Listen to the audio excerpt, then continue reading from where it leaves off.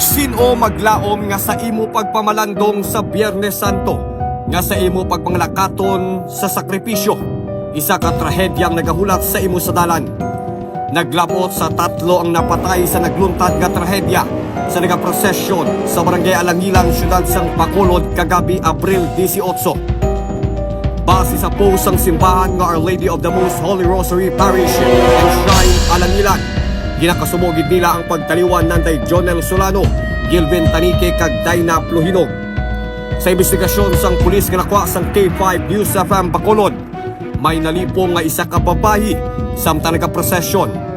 Sakay ang tricycle, ginamaniho ini ni Jonel Solano, 66 anyos, isa ka lay minister sang simbahan.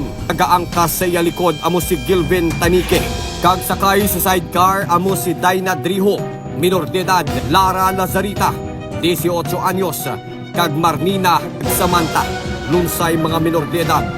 Sa presisyon sang mga karo nga ginapangunahan sang patrol car sang pulis, ginovertikan ini sang tricycle. Pila ka segundo lang may nagasugata nga isa ka salakyan nga Toyota Innova nga ginamaneho sang Indian National. Ang driver amo si Jafret Singh, 37 anyos. Sakay ang 4 sini nga mga kaupdanan nga lunsay mga Indian National. Naglapaw sa linya kag binungguan sini ang tricycle nga nagapadulong. Wasak ang salakyan, tabog ang tricycle. Pagtabog sang tricycle, binungguan pagid sini ang patrol car sang pulis nga nagauna sa prosesyon. Kag ang patrol car sang pulis ang nakabunggo pagid sa multicab nga ginasakyan sang karo nga santo sa prosesyon. Wala sang may makahambal nga sa dalan nga puno sang pagtuo kag pagpangamuyo. Dead on the spot ang driver sang tricycle nga si Solano.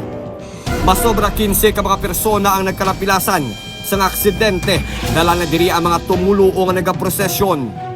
Gindala sa ospital ang mga biktima kag napatay ang 2 pagid kasakay sang tricycle. Ang backrider nga si Gilvin Tanique kag ang sakay nga minor de edad nga si Dayna Pluhinog. Sa investigasyon sang Bacolod City Police Office, nakainom kag hubog ang mga Indian National. Bangod halin ini sila sa isa ka ilimnan. Hindi man ko sa gusto. Bungguan na yung timing lang na sa golf bilang bungguan na kami. Lawayin man ko sila. Hindi muna. Hindi man ko gusto sa bunggo sila. Hindi man ko gusto sa kimi patay ka man di ka ng tao. Hindi man ko sa gusto sa patay. Enjoy lang kami nga sa pa. Buli na sa kami galingos. Golf bilang sa tabote.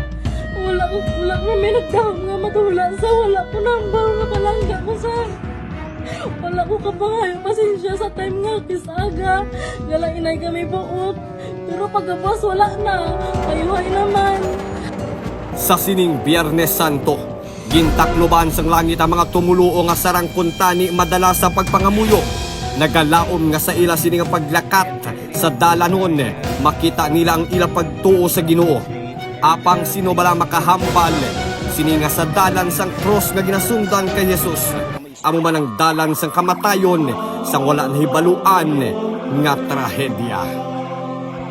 Upod kay Kaki 5 Station Manager Rods Palma kag Kaki 5 Red Salgado, apon sini nga Chief of Reporter ini si Kaki 5 Berto Gakit para sa Kampiyon nga Balita Serbisyo Publiko kag Galingawan sa Negros. K5 News FM.